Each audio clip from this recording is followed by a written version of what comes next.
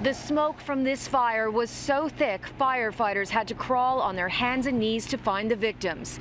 And when they did, it was too late. 4 senior citizens died last February trying to escape.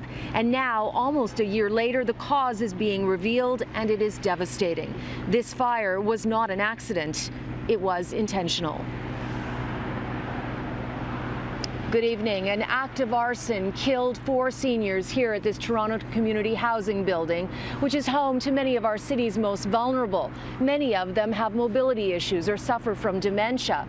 And now investigators believe that this fire was set deliberately, that somebody held an open flame to the chairs on the 5th floor that caught on fire.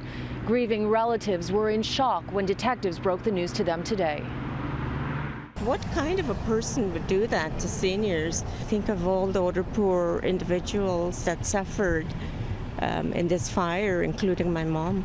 Neri Musavi's mother, 86-year-old Azima Safraj, died trying to escape the smoke. She never had a chance. She suffered from dementia and used a walker.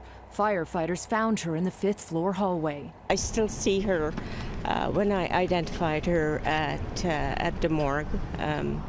It's probably something that would stay with me forever.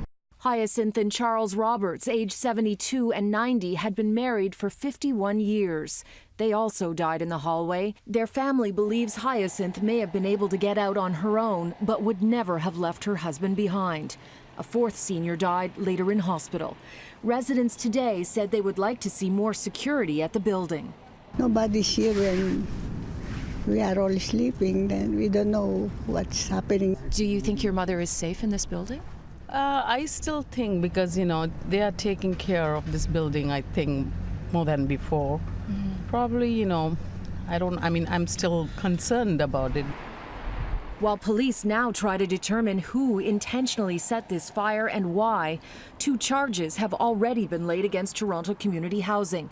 The first for having combustible chairs in an alcove in the hallway, which violates the fire code. The second for failing to train staff properly in fire safety. Azima Safraj's caregiver, who almost died in the fire, says the superintendent knocked on their door and told them to leave. Fire officials have said if they had stayed in their apartments, the victims would likely have survived. One of the things I will keep following up on is to make sure that there is training for staff and for the superintendent, and if it was deliberately set, that there are cameras installed. It has been a difficult year for Neri since losing her mother. She hopes changes will be made so a fire like this never happens again. I was sick for the past 5 months.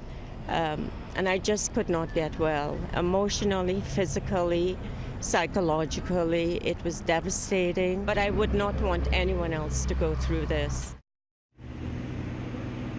Toronto Community Housing is challenging the 2 charges, which are non-criminal fire code violations. If convicted, each one carries a maximum $100,000 fine.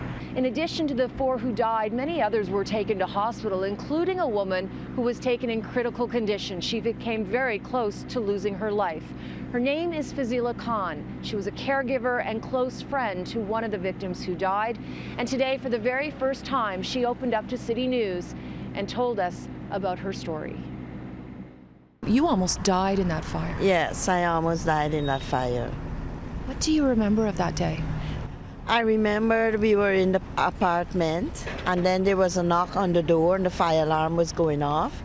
And then the superintendent was there, and then he said to get out.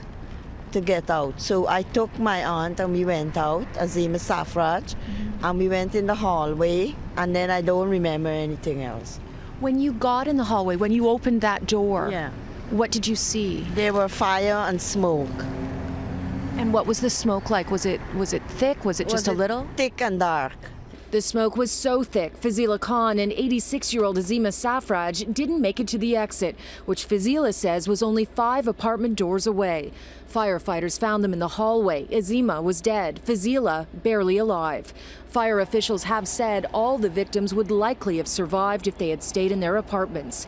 Toronto Community Housing has been charged with failing to properly train staff in fire safety. The superintendent had no right telling them to come out into a smoke-filled hallway with fire. Like, where did he expect them to go? They couldn't use the elevators in the fire. You can't use elevators. My aunt Azima was using a walker. She couldn't go down the stairs, so I don't know what he was thinking. The superintendent was also taken to hospital suffering from smoke inhalation as he tried to rescue the seniors. Fazila was in the hospital for several weeks. It was a long recovery. She was in ICU, sedated heavily in induced coma for about 12 days. When she woke up, she was in a lot of pain. She went through a lot of suffering. She had to get rehab to help her to walk again. 11 months later, Fazila has almost completely recovered. She was at 42 Division today as detectives broke the news.